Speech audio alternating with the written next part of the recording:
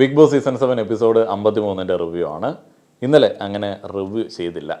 Review ചെയ്യാത്തതിൽ എനിക്ക് നിരാശയൊന്നും തോന്നിയില്ല. ഇന്നലത്തെ എപ്പിസോഡിൻ്റെ അവസ്ഥയൊക്കെ കണ്ട സമയത്ത് ഇന്നലെ ഒരു അബദ്ധം പറ്റി. വൈകിട്ട് നേരത്തെ വന്നതുകൊണ്ട് ലൈവ് ഒന്ന് കണ്ടേക്കാമെന്ന് വിചാരിച്ചു. ബോട്ടിൽ ചലഞ്ച് നടക്കുന്നുണ്ടല്ലോ, ലൈവ് കണ്ട് കലബല അലമ്പലാടെ കേട്ടിട്ട് എനിക്ക് നല്ല തലവേദനയായി. മൈഗ്രെയിൻ അങ്ങോട്ട് മൂത്തു.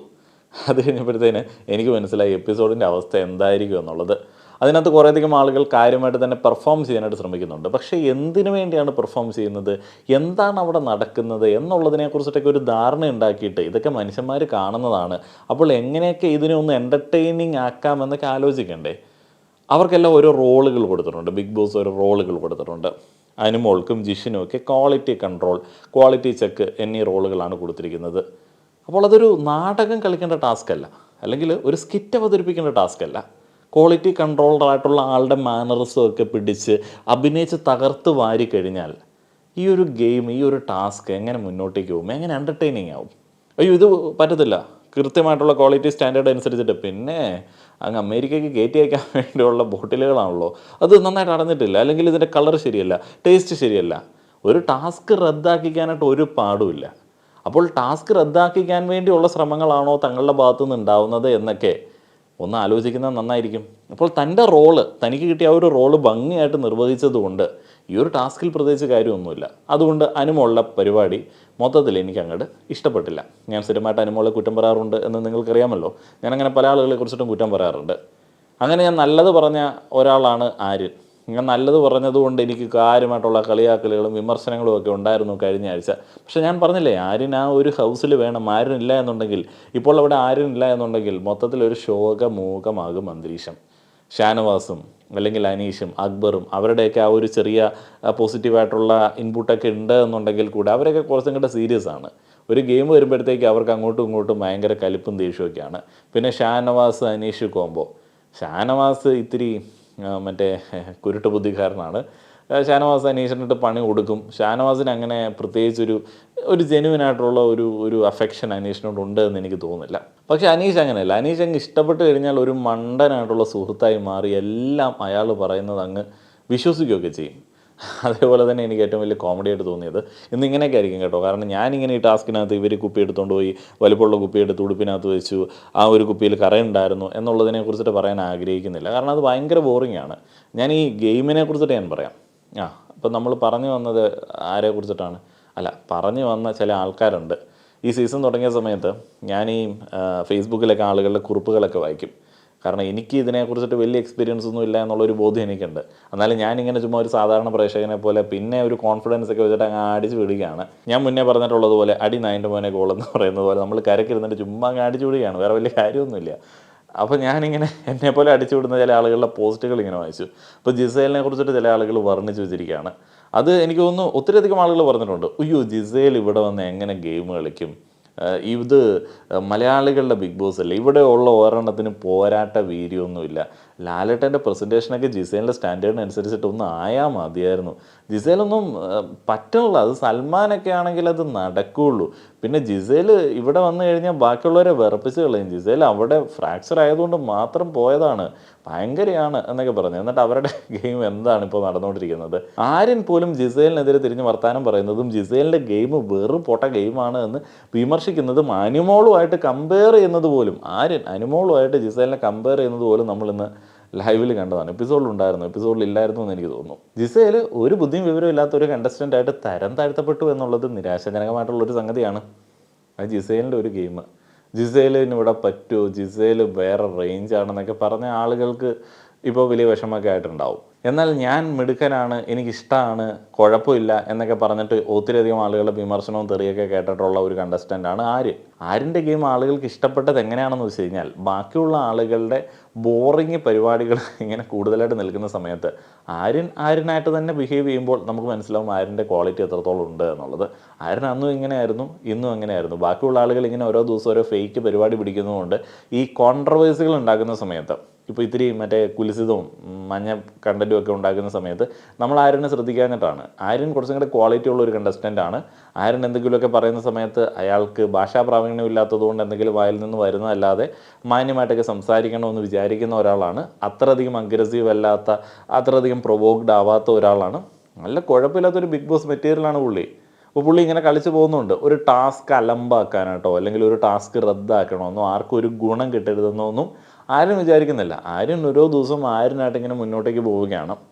പിന്നെ ഈ ജിസേലും ആര്യനുമായിട്ടുള്ള ആ ഒരു ഫ്രണ്ട്ഷിപ്പ്, അതേപോലെ തന്നെ ജിസേൽ ആര്യനെ അടിമയാക്കുന്നു എന്നൊക്കെ പറയുന്ന സമയത്ത് ആ ഒരു മനുഷ്യൻ്റെ നല്ല മനസ്സിനെ കുറിച്ചിട്ട് നമ്മൾ ചിന്തിക്കണം. പുള്ളിക്ക് അതൊന്നും മനസ്സിലാക്കാനായിട്ടുള്ള ബോധം ഉണ്ടാവില്ല. പുള്ളി അന്യായമായിട്ട് ആളുകളെ സ്നേഹിക്കുന്ന, എന്ത് വേണമെങ്കിലും ആർക്ക് വേണമെങ്കിലും ചെയ്തു കൊടുക്കുന്ന ഒരു മച്ചാനായിരിക്കും.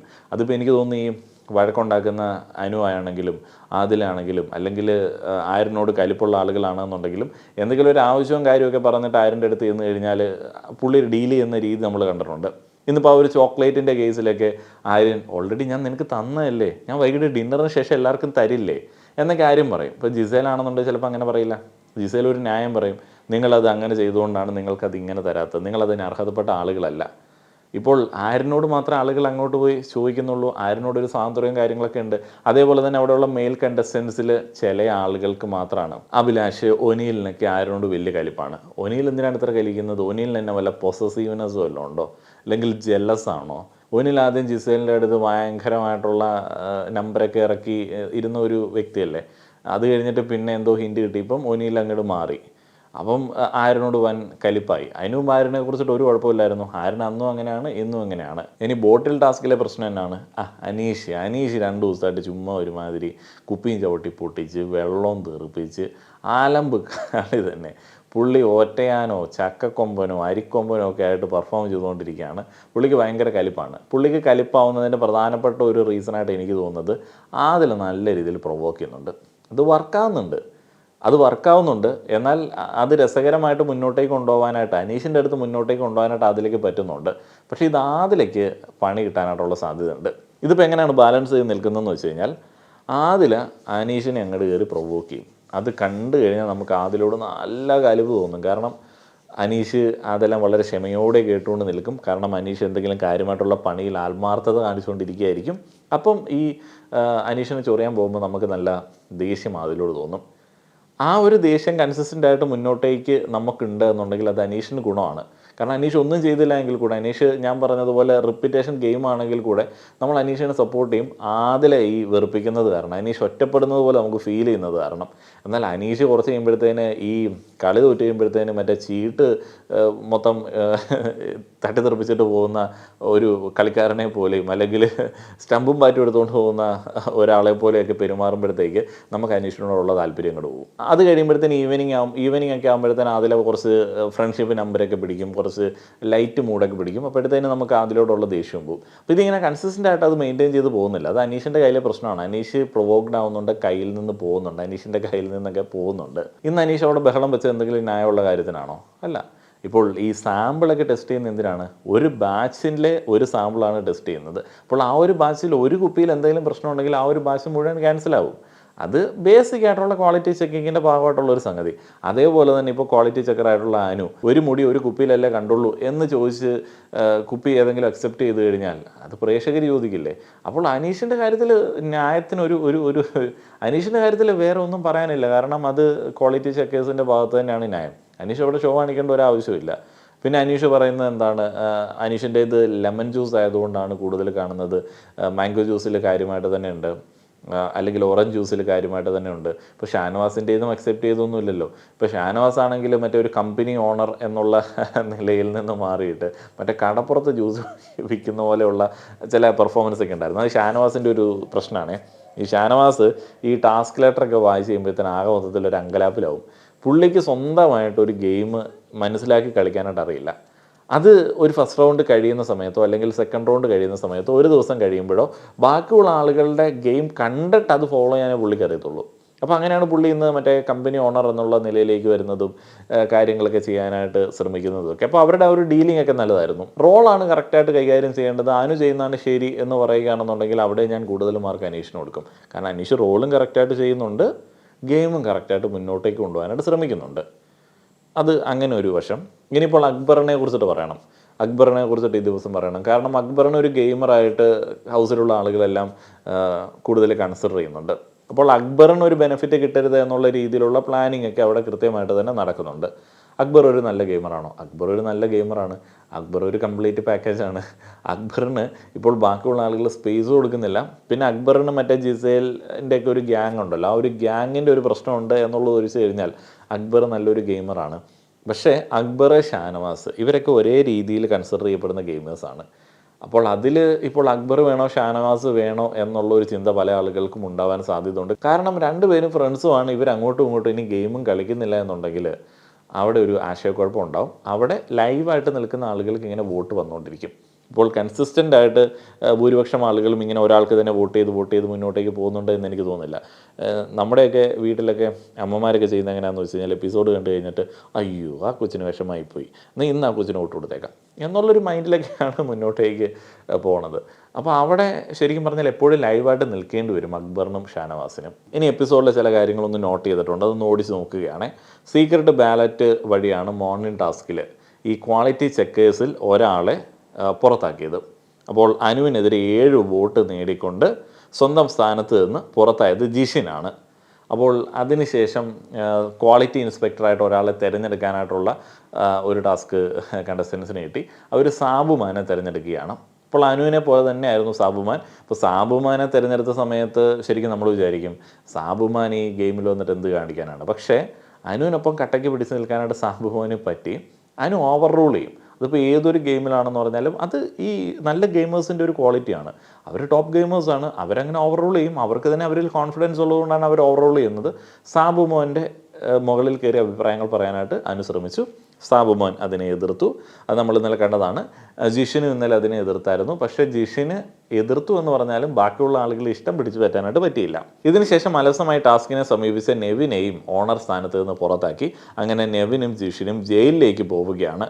പുതിയൊരു കമ്പനി കൂടി ബിഗ് ബോസ് ഇൻട്രൊഡ്യൂസ് ചെയ്യുന്നുണ്ട്, ഒരു മാങ്കോ കമ്പനി. ഇപ്പോൾ ഏതൊക്കെ കമ്പനിയാണുള്ളത്? മാങ്കോ, ഓറഞ്ച്, അതേപോലെ തന്നെ ലെമൺ. ഷാനവാസും ആര്യനുമാണ് പുതിയ കമ്പനി ഓണേഴ്സായിട്ട് തിരഞ്ഞെടുക്കപ്പെട്ടത്. അതിനുശേഷം പാത്രം കഴുകുന്നതുമായി ബന്ധപ്പെട്ട ഒരു ചെറിയ കോൺഫ്ലിക്റ്റ് നമ്മൾ കിച്ചണിൽ കണ്ടു. അതിപ്പോൾ 2 ദിവസമായിട്ട് സംസാരിച്ചുകൊണ്ടിരിക്കുന്നതാണല്ലോ. ഉച്ചയ്ക്ക് പാത്രങ്ങളുടെ എണ്ണം കൂടുതലുണ്ട്, രാവിലെ പാത്രങ്ങളുടെ എണ്ണം കൂടുതലില്ല. അപ്പോൾ ഈ വെജിറ്റേറിയനുള്ള ദിവസം പാത്രം കഴുകാനായിട്ടും ഒരു ചെറിയ മോഡിഫിക്കേഷനൊക്കെ അവിടെ നടത്തിയിട്ടുണ്ട്. ഉച്ചക്കത്തെ പാത്രങ്ങൾ കഴുകാനായിട്ട് ആർക്കും വലിയ താല്പര്യമൊന്നുമില്ല. അപ്പോൾ അതുകൊണ്ട് ആദിലാണ് വന്ന് പാത്രങ്ങൾ കഴുകി പ്രതിഷേധിക്കുന്നത്. അവിടെ അനീഷുമായിട്ട് ചെറിയൊരു കോൺഫ്ലിക്റ്റും കാര്യങ്ങളൊക്കെ ഉണ്ട്. അനീഷ് ആദിലയുടേതൊരു പ്രശ്നമാണെന്ന് പറയുന്നു. അപ്പോൾ അനീഷിനെ കളിയാക്കാനായിട്ടുള്ള വഴികളൊക്കെ ആദില അവിടെ നോക്കുന്നുണ്ട്. അനീഷിനെ ഒരു കറിവേപ്പിലൂടെയൊക്കെ ഉപമിക്കുന്നത് നമുക്ക് കാണാനായിട്ട് സാധിക്കും. ഇതിനുശേഷം 5 വലിയ ബോട്ടിലുകൾ, 30 ചെറിയ ബോട്ടിലുകളൊക്കെ കൊടുത്തിട്ട് ബിഗ് ബോസ് ആ ഒരു കളി ആരംഭിക്കുകയാണ്. വലിയ ബോട്ടിലിന് 5 കോയിന്, ചെറുതിന് 1 കോയിന്. ടാസ്കിൽ ജിഷിൻ, നെവിൻ എന്നിവരില്ല. അവർ മറ്റേ ജയിലിൽ കിടന്നിട്ടാണ് നോക്കുന്നത്. ഈ ടാസ്ക് നടക്കുന്ന സമയത്ത് ഈ കുപ്പിയൊക്കെ എടുത്തിട്ട് ഇങ്ങനെ ശരീരത്തിലൊക്കെ ഈ വസ്ത്രത്തിലൊക്കെ ഒളിപ്പിക്കുന്ന ആളുകളെ നമ്മൾ കണ്ടു. അപ്പോൾ അതിൽ ബിന്നി അങ്ങനെയുള്ള ആളുകളൊക്കെ വസ്ത്രത്തിൽ ഒളിപ്പിക്കുന്നുണ്ട്. ശരിക്കും പറഞ്ഞു കഴിഞ്ഞാൽ അതൊരു കൊള്ളത്തില്ലാത്തൊരു ഗെയിമല്ലേ. അത് നേരത്തെ കഴിഞ്ഞ സീസണിലൊക്കെ ബിഗ് ബോസ് എപ്പോഴും അനൗൺസ് ചെയ്യായിരുന്നു, അങ്ങനെ വസ്ത്രത്തിലൊന്നും ഒളിപ്പിച്ച് വെക്കരുത്. വസ്ത്രത്തിൽ ഒളിപ്പിച്ച് വെച്ച് കഴിഞ്ഞാൽ എന്തെങ്കിലും ചെയ്യാൻ പറ്റുമോ? ശരിക്കും പറഞ്ഞാൽ കളിയുടെ രസം മുഴുവൻ പോവില്ലേ. അവിടെയൊക്കെ എന്തെങ്കിലുമൊക്കെ ഒന്ന് പറഞ്ഞിട്ട് കാര്യമില്ല. ഇവരുടെ ഒരു രീതി മൊത്തത്തിൽ ഇങ്ങനെയാണ്. ആദില ഡീല് സംസാരിക്കാൻ വേണ്ടി അനീഷിൻ്റെ അടുത്ത് വരുന്നു. അവർ ഷർട്ടിനകത്ത് കുപ്പികളൊക്കെ ഒളിപ്പിച്ച് വെച്ചിട്ടുണ്ട്. അപ്പോൾ അനീഷിന് അറിയേണ്ടതുണ്ട് എത്ര വലിയ കുപ്പിയുണ്ട്, എത്ര ചെറിയ കുപ്പിയുണ്ട്. അതിലത് സംസാരിക്കുന്നില്ല. അല്ലെങ്കിൽ ആദില വീണ്ടും ബാർഗെയിൻ ചെയ്തുകൊണ്ടിരിക്കുകയാണ്. ആദില ജ്യൂസ് കൗണ്ടറിൽ കയറി ഇരുന്നു. അങ്ങനെ ഇരിക്കുന്നത് ശരിയല്ല. അത് ജ്യൂസ് കൗണ്ടറാണല്ലോ, അത് ഹൈജീനിക്കായിട്ട് മെയിൻറ്റെയിൻ ചെയ്യപ്പെടണം എന്നൊക്കെ ഉള്ളതാണല്ലോ ആ ഒരു ടാസ്കിൽ പറയുന്നത്. അപ്പോൾ അവിടേക്ക് നിതംബങ്ങൾ കയറ്റി വെച്ചിരിക്കുക എന്ന് പറയുന്നത് ശരിയായിട്ടുള്ളൊരു സംഗതിയല്ല. അപ്പോൾ അത് അനീഷിന് ഇഷ്ടപ്പെട്ടില്ല. അപ്പോൾ അനീഷ് അതിനെ ചോദ്യം ചെയ്യുന്നു. അപ്പോൾ നൂർ അവിടെ കുപ്പി തട്ടിയിടുന്നു. അപ്പോൾ അനീഷ് അവിടെ വെള്ളം എടുത്ത് ഒഴിക്കുന്നു. അപ്പം ആദിൽ എന്ത് ചെയ്യുന്നു? അവിടെ ഈ ജ്യൂസൊക്കെ കലക്കാൻ വേണ്ടി വെച്ചിരിക്കുന്ന വെള്ളം തട്ടിമറിച്ച് കളയുന്നു. ശരിക്കും പറഞ്ഞു കഴിഞ്ഞാൽ ഈ കളറുള്ള പഞ്ചസാര കലക്കിയ ഭക്ഷണമാണെങ്കിൽ കൂടെ അത്രയധികം ശരീരത്തിന് നല്ലതല്ലാത്ത ആ ഒരു സാധനം ഒഴിച്ച് കളയുന്നതോ അല്ലെങ്കിൽ ആ ഒരു ഭക്ഷണം എന്ന് പറയുന്ന കാര്യത്തെ ബഹുമാനിക്കാതിരിക്കുന്നതിനേക്കാട്ടിലും എനിക്കിഷ്ടപ്പെടാത്തത് ഈ വെള്ളം, നല്ല ശുദ്ധ ജലം, തെളിഞ്ഞ വെള്ളം കമത്തി കളയുന്നതൊക്കെയാണ്. ശരിക്കും പറഞ്ഞാൽ ആ വെള്ളത്തിനൊക്കെ ബുദ്ധിമുട്ടുന്ന ആളുകൾക്ക് അത് കണ്ടു കഴിഞ്ഞാൽ വേദന തോന്നും. കാര്യം ഞങ്ങളുടെ നാട്ടിൽ ഈ വെള്ളമൊക്കെ സുലഭമായിട്ടുണ്ട് എന്നുണ്ടെങ്കിലും എനിക്കിങ്ങനെ ഒരു പാത്രം നിറയെ തെളിഞ്ഞ വെള്ളം കമഴ്ത്തി കളയുന്നത് കാണുമ്പോൾ എന്തോ ഒരു വേദന തോന്നാറുണ്ട്.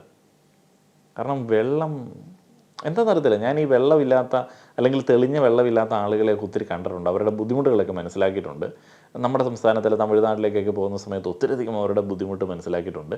അതേപോലെ തന്നെ അവരിൽ ചില ആളുകൾ നമ്മുടെ വീട്ടിലേക്ക് ഈ ജോലിക്കൊക്കെ വരുന്ന സമയത്ത് കിണറ്റിലെ വെള്ളത്തെ ബഹുമാനിക്കുന്നത് കണ്ടിട്ട് എനിക്ക് ഈ വെള്ളം കളയുന്നതിനോട് എന്തോ എനിക്ക് പറ്റണില്ല. അപ്പോൾ എനിക്കതിൽ കൂടുതൽ ദേഷ്യം തോന്നി. അത് ഇവരോട് പേഴ്സണൽ ദേഷ്യം ഉള്ളതുകൊണ്ടല്ല, ആ ഒരു ആക്ട് എനിക്ക് തീരെ ഇഷ്ടപ്പെട്ടില്ല. അപ്പോൾ അനീഷ് അതെല്ലാം ചവിട്ടിപ്പൊട്ടിച്ച് കളഞ്ഞതിനേക്കാളും എനിക്ക് ഇഷ്ടപ്പെടാത്തത് ഈ ഒരു പ്രൊവോക്കിംഗ് പരിപാടിയായിരുന്നു. നെവിന് ജയിലിൽ ജ്യൂസ് കൊടുക്കുന്നുണ്ട്, അത് ബിഗ് ബോസ് വാൺ ചെയ്യുന്നുണ്ട്. ബിഗ് ബോസിൻ്റെ സൗണ്ടൊക്കെ മൊത്തത്തിൽ മാറിയുന്നേ. ബിഗ് ബോസ് ഈ ഒരു ടാസ്കിനിടയിലൊക്കെ മടുത്തിട്ടാണ് സംസാരിക്കുന്നത്, അങ്ങനെ എനിക്ക് ഫീൽ ചെയ്തു. കാരണം പുള്ളിയുടെ മോഡുലേഷനൊക്കെ മാറി. ഇപ്പോൾ ഈ ബോട്ടിൽ എത്രയെണ്ണം നിങ്ങളുടെ കയ്യിലുണ്ട്, റിജക്റ്റ് ചെയ്തു, പുള്ളി മടുക്കുകയാണ്. ശരിക്കും പറഞ്ഞാൽ പുള്ളിക്കെല്ലാം ഇങ്ങനെ പറഞ്ഞു കൊടുത്ത് ചെയ്യിപ്പിക്കാൻ പറ്റത്തില്ല. അങ്ങനെയല്ല ഈ ഒരു ഗെയിം, അത് ഇവർ ബുദ്ധി ഉപയോഗിച്ച് ചെയ്യേണ്ട ഒരു ഗെയിമാണ്. പക്ഷേ പുള്ളിയെ കൊണ്ട് ഇങ്ങനെ പറയിപ്പിക്കുകയാണ്. ഇങ്ങനെ കൊച്ചു പിള്ളേരെ ഒരു കിൻഡർ ഗാർഡനിൽ എങ്ങനെയാണോ അവിടെയുള്ള ഒരാൾ കൈകാര്യം ചെയ്യുന്നത് അതേപോലെ കൈകാര്യം ചെയ്യിപ്പിക്കുകയാണ് കണ്ടസ്റ്റൻസ് ബിഗ് ബോസിനെ കൊണ്ട്. അനീഷിൻ്റെ ഇതെല്ലാം റിജക്റ്റ് ചെയ്യുന്ന സമയത്ത് അനീഷ് എല്ലാം കൂടെ ചവിട്ടി പൊട്ടിക്കുന്നു. അതിനുശേഷം ഷാനവാസിൻ്റെ 2 മാംഗോ അക്സെപ്റ്റ് ചെയ്തു എന്നുള്ളത് നമ്മൾ കണ്ടു. അപ്പോൾ മുടി മൈക്രോസ്കോപ്പിൽ കൂടെ മാത്രം കാണാൻ പറ്റുന്ന ഒരു മുടിയാണ് എന്നൊക്കെ അനീഷ് ന്യായീകരിക്കുന്നുണ്ട്. പക്ഷേ അതൊന്നും നമുക്ക് അംഗീകരിക്കാൻ പറ്റുന്ന സംഗതിയൊന്നുമല്ല. കാരണം മുടിയെന്നൊക്കെ പറഞ്ഞു കഴിഞ്ഞാൽ അത് മോസ്റ്റ്ലി ആളുകൾക്ക് പറ്റാത്തൊരു സംഗതിയാണ്. ഇതിനുശേഷം ലിവിങ് ഏരിയയിൽ ബിഗ് ബോസ് വിളിക്കുകയാണ്. അപ്പോൾ അപ്രൂവ് ചെയ്ത ബോട്ടിൽ ഓണർക്ക് തിരിച്ചു കൊടുക്കണം. അപ്പോൾ ഓണർക്ക് തിരിച്ചു കൊടുക്കാനായിട്ട് ബോട്ടില്ല, ആ ഒരു ബോട്ടിൽ സൂക്ഷിക്കാനായിട്ട് ഇവർക്ക് പറ്റില്ല. കാരണം അനീഷിൻ്റെ ആക്രമണം അപ്രതീക്ഷിതമായിട്ടായിരുന്നല്ലോ. അപ്പോൾ അങ്ങനെ ആ ഒരു ടാസ്ക് റദ്ദാക്കപ്പെട്ടിരിക്കുകയാണ്. ലക്ഷ്മി അനീഷിനെ ഉപദേശിക്കുന്നതൊക്കെ നമ്മൾ ഈ ഒരു അവസരങ്ങളിൽ കണ്ടതാണ്. ലക്ഷ്മി ആ ഒരു റോളിൽ നിന്നിട്ട്, ഒരു ഏജൻറ് എന്നുള്ള റോളിൽ നിന്നിട്ടാണ് അനീഷ് എന്ന മുതലാളിയോട് സംസാരിക്കുന്നത്. അപ്പോൾ അനീഷ്, ഷാനവാസ്, അനു എന്നിവർ വൃത്തിയെക്കുറിച്ച് സംസാരിക്കുന്നുണ്ട്. അനീഷ് അപ്പോഴും ന്യായീകരിച്ചുകൊണ്ടിരിക്കുകയാണ്, തൻ്റെ കമ്പനി പൂട്ടാതിരിക്കാൻ വേണ്ടിയാണ് താൻ മുടിയുള്ള ഈ ഒരു ജ്യൂസൊക്കെ ആണെങ്കിൽ കൂടെ കൊടുക്കുന്നത് എന്ന്. ഇതിന് ശേഷം ഈ കുക്ക് ചെയ്തുകൊണ്ടിരുന്നപ്പോൾ ഷാനവാസ് ഇങ്ങനെ തവിയിൽ കുറച്ച് ഭക്ഷണം കോരിയിട്ട് അതിൽ നിന്ന് ഇങ്ങനെ 2 വിരൽ കൊണ്ട് ഇങ്ങനെ എടുത്തിട്ടൊന്ന് കഴിച്ചു നോക്കി. ലക്ഷ്മി അവിടെ ഒരു പ്രശ്നം ഉണ്ടാക്കാൻ വേണ്ടി ശ്രമിക്കുന്നു. മേ ബി ലക്ഷ്മി അവിടെ നിന്ന് നോക്കിയപ്പോൾ നമ്മളെപ്പോലെ വൃത്തിക്ക് കണ്ടിട്ടുണ്ടാവില്ല. അങ്ങനെയൊക്കെ ചെയ്ത് തന്നെ കുഴപ്പം. ഈ 2 വിരലുകൊണ്ട് 2 പീസ് ഭക്ഷണം ഇങ്ങനെ എടുത്തു, അത് കഴിച്ചു. ഷാനവാസ് ടച്ച് ചെയ്ത ആ ഒരു ഭക്ഷണം തന്നെയാണ് എടുത്ത് വായിലേക്ക് വയ്ക്കുന്നത്, അത് അകത്തേക്ക് പോയിട്ടില്ല. എന്തുകൊണ്ടോ അത് മോശമാണ് എന്ന് പറയുന്നു. അപ്പോൾ അതിങ്ങനെ തവി വെച്ചൊക്കെ കോരിയൊക്കെ വായിലിട്ട് തിന്നുക, അതൊന്നും ഈ കുക്ക് ചെയ്യുന്ന സമയത്ത് പോസിബിൾ ആയിട്ടുള്ള ഒരു സംഗതിയല്ല. എനിക്കതിനകത്ത് വലിയ സംഗതിയൊന്നും തോന്നിയില്ല. പക്ഷേ അപ്പോൾ ഷാനവാസ് ചോദിക്കുന്ന ഒരു പോയിന്റ് കറക്റ്റാണ്. ഞാൻ കുഴച്ച ചപ്പാത്തി കഴിക്കാൻ ആർക്കും ബുദ്ധിമുട്ടില്ല. ശരിയാണ്, ഒരാളിങ്ങനെ കൈകൊണ്ടൊക്കെ കുഴച്ച് പരത്തി ഉണ്ടാക്കുന്ന ചപ്പാത്തി എനിക്ക് നേരത്തെ അങ്ങനെ പ്രശ്നമൊന്നും ഉണ്ടായിരുന്നില്ല. പിന്നീട് എൻ്റെ വൈഫ് പറഞ്ഞ് പുട്ടൊക്കെ അങ്ങനെ ആൾക്കാരുണ്ടാക്കുന്നത്, അതുകൊണ്ട് അവൾ പുട്ട് കഴിക്കത്തില്ല എന്ന്. അപ്പോൾ ഞാനിങ്ങനെ ആലോചിച്ചു, പുട്ട് ഇങ്ങനെ ആൾക്കാരെ ഇളക്കി ഉണ്ടാക്കുന്നു, അത് ഓർക്കുമ്പോഴത്തേക്കും നമുക്കൊരു ബുദ്ധിമുട്ട് തോന്നും. പക്ഷേ ഞാനിപ്പോഴും പുട്ടൊക്കെ കഴിക്കാറുണ്ട്. ഇതിനുശേഷം ജീത്തു ജോസഫൊക്കെ വന്ന സമയത്ത് കിട്ടിയ ചോക്ലേറ്റ് ഈ ആര്യൻ, ജിസൈൽ എന്നിവരൊന്നും അനു, നോറ, ബിന്നി എന്നിവർക്ക് കൊടുക്കാത്തതുമായി ബന്ധപ്പെട്ടൊരു ഡിസ്കഷൻ നെവിനുമായിട്ട് നമ്മൾ കണ്ടു. അപ്പോൾ അത് എങ്ങനെ കൈക്കലാക്കാമെന്നുള്ളതിനെ കുറിച്ചിട്ടൊരു ആലോചന അവിടെയുണ്ട്.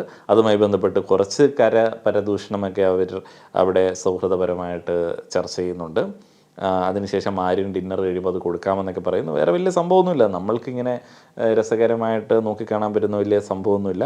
അനീഷിൻ്റെ കോയിൻ അടിച്ചുകൊണ്ട് പോയി, ആദിലാണ് കോയിൻ അടിച്ചുകൊണ്ട് പോയത്. അത് രസമൊക്കെ ഉണ്ടായിരുന്നു. ഈ ആദിലയുടെ ചില ക്യൂട്ട്നെസ്സും മെഴുകലുകളൊക്കെ ആസ്വദിക്കാൻ പറ്റുന്ന സംഗതികളാണ്. ഇങ്ങനെയുള്ള പരിപാടികളിലൊക്കെ ആദിൽ ഓണാകുമ്പോഴത്തേക്കും നമുക്ക് ഓക്കെയാണ്. അനീഷിന് ഇങ്ങനെ ഡയറക്റ്റായിട്ട് ഓരോ പേരൊക്കെ വിളിച്ചിട്ട് ഇങ്ങനെ തോണ്ടാൻ പോകുമ്പോഴാണ് നമുക്ക് ദേഷ്യം വരുന്നുണ്ട്. ഇത് ആദിലയുടെ കയ്യിലുണ്ട് എന്നുള്ളത് അനുവൊക്കെ മനസ്സിലാക്കുന്നു. അപ്പോൾ ഈ കയ്യിലുള്ള കോയിൻ വെച്ചിട്ട് അനീഷിൻ്റെ അടുത്ത് ബാർഗെയിൻ ചെയ്യാൻ വേണ്ടിയാണ് ഇവർ ശ്രമിക്കുന്നത്. അനു പറയുന്നു, ഞാനിത് താങ്കൾക്ക് കണ്ടെത്തി തന്നാൽ എനിക്ക് എന്ത് തരും. ഷാനവാസ് ആത്മാർത്ഥ സുഹൃത്താണ് എന്നുണ്ടെങ്കിലും നൂറ, ആദില എന്നിവരോടൊപ്പം ഡീല് സംസാരിക്കുന്നുണ്ട്. അപ്പോൾ അനീഷിൻ്റെ അടുത്ത് കൂടുതൽ കോയിനുകൾ ആവശ്യപ്പെട്ട് ഇത് കാണിച്ചു കൊടുക്കാം, തിരിച്ചു കൊടുക്കാം എന്നൊക്കെ ഉള്ളതാണ് പറയുന്നത്. പിന്നെ ഇതിൻ്റെ ഇടയ്ക്ക് ഒരു ഡിബേറ്റൊക്കെ ഉണ്ടായിരുന്നു, ഭയങ്കര സൂപ്പർ ഡിബേറ്റ് ആയിരുന്നതുകൊണ്ടും അത് കേട്ട് കഴിഞ്ഞാൽ മനുഷ്യൻ്റെ തല പെരുകാത്തത് കൊണ്ടും ആയിരിക്കാം, അതിനൊരു പഞ്ച് പോരാ എന്ന് തോന്നിയതുകൊണ്ടായിരിക്കാം അത് എപ്പിസോഡിലേക്ക് ആഡ് ചെയ്തിട്ടില്ല. അത് കേട്ടായിരുന്നുണ്ടെങ്കിൽ ഉറപ്പായിട്ടും നിങ്ങൾ ഇന്ന് തന്നെ ഈ പരിപാടി കാഴ്ച നിർത്തിയേനെ. നിങ്ങളുടെ അഭിപ്രായങ്ങൾ പറയുക. നിങ്ങളിൽ പല ആളുകളും എപ്പിസോഡ് കാഴ്ച നിർത്തി എന്നൊക്കെ അറിയാനായിട്ട് കഴിഞ്ഞു. അങ്ങനെയൊക്കെ കാഴ്ച നിർത്തി കഴിഞ്ഞാലും കുഴപ്പമൊന്നുമില്ല. വീക്കെൻഡ് എപ്പിസോഡ് കണ്ടിട്ട് നമുക്ക് തുടങ്ങാം. വീക്കെൻഡ് എപ്പിസോഡിൽ എന്താണെന്ന് പറഞ്ഞാലും എന്തെങ്കിലും ഒരു ചേഞ്ച് ഉണ്ടാവും. എന്ത് ഡിസ്കസ് ചെയ്യും? ആരെങ്കിലുമൊക്കെ വെറുതെ ചുമ്മാ എന്തെങ്കിലുമൊക്കെ ആരോപണം ആർക്കെങ്കിലും എതിരെ ഉന്നയിക്കുകയായിരുന്നുണ്ടെങ്കിൽ പിന്നെ എന്തെങ്കിലുമൊക്കെ ഉണ്ടായിരുന്നു അല്ലേ. കഴിഞ്ഞ ആഴ്ച ഫുള്ള് മറ്റേ ഷാനവാസിൻ്റെ ആരോപണമായിരുന്നു മെയിനായിട്ടുണ്ടായിരുന്നത്. അപ്പോൾ ഇങ്ങനെയുള്ള കണ്ടൻറ്റുകൾ മാത്രം ആസ്വദിക്കാതെ ക്വാളിറ്റിയുള്ള രസമുള്ള എന്തെങ്കിലുമൊക്കെ ഗുണമുള്ള കണ്ടൻറ്റുകളും കൂടെ ആസ്വദിക്കുക. അപ്പോൾ നിങ്ങൾക്കായിട്ട് പോഡ്കാസ്റ്റ് ചാനലിൽ INFJ എന്ന് പറയുന്ന ഒരു പേഴ്സണാലിറ്റി ട്രെയിറ്റിനെ കുറിച്ചിട്ട് ഒരു വീഡിയോ ചെയ്തിട്ടുണ്ട്. 2 ദിവസമായിട്ട് ഞാനിങ്ങനെ സൈഡിൽ കാണിക്കുന്നുണ്ട്. ഒന്ന് കണ്ടു നോക്കിക്കൊള്ളുക, ഗുണകരമായിരിക്കും. നന്ദി.